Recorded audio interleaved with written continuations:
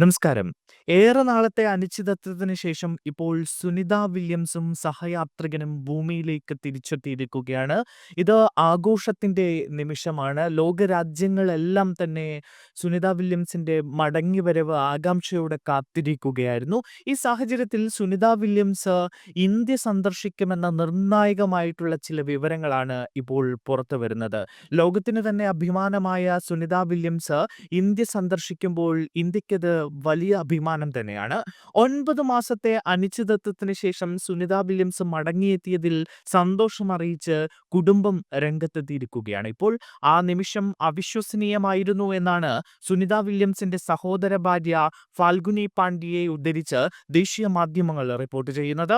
അധികം വൈകാതെ Sunitha Williams India സന്ദർശിക്കുമെന്നും Falguni Pandya പ്രതികരിച്ചിരിക്കുന്നു.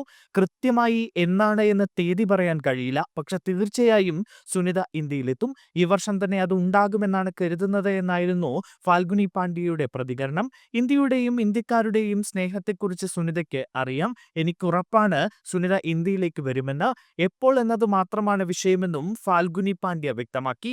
അവധിക്കാലം ഒരുമിച്ച് ആഘോഷിക്കുമെന്നും കുടുംബവുമൊത്തുള്ള സമയത്തിനായി കാത്തിരിക്കുകയാണ് എന്നും സുനിതയുടെ സഹോദര ഭാര്യ പറഞ്ഞു. ഇനിയും സുനിത ബഹിരാകാശത്തേക്ക് പോകുമോ, ചൊവ്വയിൽ കാലുകുത്തുന്ന ആദ്യ വ്യക്തിയാകുമോ എന്ന ചോദ്യങ്ങൾക്ക് സുനിതയാണ് തീരുമാനം പറയേണ്ടത് എന്നായിരുന്നു അവരുടെ പ്രതികരണം. സുനിത തങ്ങൾക്കെല്ലാം മാതൃകയാണ് എന്നും സഹോദര ഭാര്യ വ്യക്തമാക്കി. ഉത്തർപ്രദേശിലെ മഹാകുംഭമേളയ്ക്ക് പോയ കാര്യം പറഞ്ഞപ്പോൾ സുനിത ആകാംക്ഷഭരിതയായി എന്നും എല്ലാം പറയാൻ ആവശ്യപ്പെട്ടു എന്നും ഫാൽഗുനി ചൂണ്ടിക്കാണിച്ചു. കുംഭമേളയ്ക്ക് പോയതിന്റെ ചിത്രങ്ങൾ അയച്ചു തരാൻ സുനിത ആവശ്യപ്പെട്ടു എന്നും സഹോദര ഭാര്യ വ്യക്തമാക്കി. ബഹിരാകാശ യാത്രികരായ സുനിത വില്യംസും ബുച്ച് വിൽമോറും ഇന്ന് രാവിലെയാണ് ഭൂമിയിൽ തിരിച്ചെത്തിയത്. പുലർച്ചെ 3:27 സ്പ്ലാഷ് ഡൗൺ വിജയകരമായി പൂർത്തിയായത്. മെക്സിക്കൻ ഉൾക്കടലിൽ പാരച്യൂട്ടുകളുടെ സഹായത്തോടെ പേടകം പതിക്കുകയായിരുന്നു. ജൂൺ 5 സ്റ്റാർലൈനറിന്റെ പേടകത്തിൽ ബഹിരാകാശ നിലയത്തിലേക്ക് സുനിതയും ബുച്ചും യാത്ര തിരിച്ചത്.